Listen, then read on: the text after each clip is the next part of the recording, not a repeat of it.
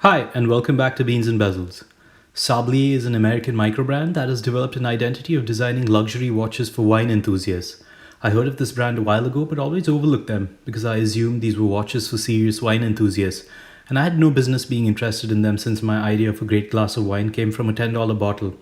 Okay, sometimes from a carton too, but don't judge me and my student budget. I got interested in this brand again recently and did a little more digging, only to find that these watches might be more than just for wine enthusiasts, and there's some pretty cool design and engineering going on behind the scenes, enough to make it a watch enthusiast watch too. These watches don't come cheap, and the Sablier Grand Cru 44 that I'm reviewing today retails at just under 2800 US dollars. But let's check it out. This is the 44mm Grand Cru and has a 44mm diameter, 52mm lug to lug width, and 12mm tall case. The case is entirely polished and has a unique case design that looks like a wine glass in its side profile. I really like the subtle nod to its wine based origins. The lugs are quite thick and don't curve down much, but they aren't too long, so this doesn't have any negative effect on comfort. There is a short crown at the 2 o'clock position that is fairly easy to grip and operate. The crown top is concave and matches the concave crystal and dial nicely. I was surprised to see that the crown has a double gasket design and screws into the case. This crown seems to have taken a beating during its travels though. There's a very thin bezel surface that is polished, but life had other plans because this is almost entirely brushed with scratches now. Flipping it over, you have a screwed in case back with a small exhibition window. The case back is perfectly flat, which is great for comfort. What confuses me is that the watch has a screw down crown, a screw down case back, but is only rated for up to 50 meters of water resistance. I'm not sure which feature is the weak link here, the crystal or the case back. I don't usually spend too much time on watch crystals, but it would be a crime not to do so here. Sablier has a registered US patent for the world's first and only concave crystal. I briefly looked at the patent documents and it appears that this is in the context of wristwatches and also includes their very neat concave dial. The benefits here are better visibility in the form of wider range of viewing angles, fewer reflections, and just a much clearer dial viewing experience given the proximity to the dial surface. Oh, and it looks pretty swanky too. I think it's fair to assume that a large portion of the $2,800 retail price is because of this and all the costs associated with R&D and manufacturing of these unorthodox crystal shapes. But if you're after something out of the ordinary, this is definitely worth considering.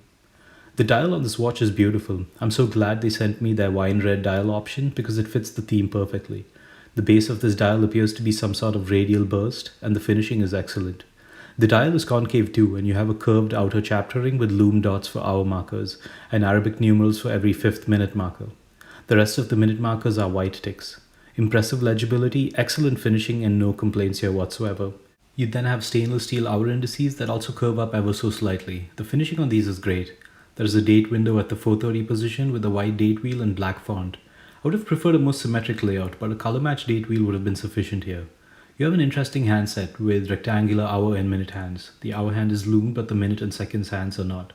The seconds hand extends all the way over the minute markers, and I absolutely love this. Reading the time on this watch is so effortless and such a pleasure. The tip of the hand is in the form of a corkscrew, which is pretty cool. The minute and seconds hands are slightly curved to match the concave dial, and this is very nice to look at. When you consider the amount of effort that went into making this dial possible, the high price tag doesn't seem so unreasonable. And the fact that the finishing and quality control is good makes this even more easy to come to terms with. The dial is loomed, which I wouldn't typically expect from a watch like this, and they appear to have used the top grade super luminova. While I do give them credit for attempting to loom the dial, I think the loom design and layout leaves room for improvement. Only the hour hand and outer hour indices are loomed. Since the corkscrew second hand is white, I think it would have looked incredible if it were fully or even partially loomed. This watch uses an ETA 2892A2 movement. You'll find this on a lot of high-end watches like IWC and Breitling, so no problems with the selection for the price of the watch. I do think they dropped the ball on the rotor decoration though. For the price of $2,800, I'd want a very good looking movement or a closed case back. The movement looks good, but the rotor is too simple and just has the brand's name printed on the rotor in black. Aesthetics aside, this movement held up quite nicely during my time with it. Over a 3-day period, it logged roughly 4 seconds per day, and this watch appears to have been used and abused, so these are all good numbers. This is the 44mm diameter case, so it appears pretty large on my modest 6¼ inch wrist. I'm glad they introduced a 39mm case too, because I think that would work perfectly for small and medium sized wrists. The case back doesn't protrude, so most of the weight is balanced well.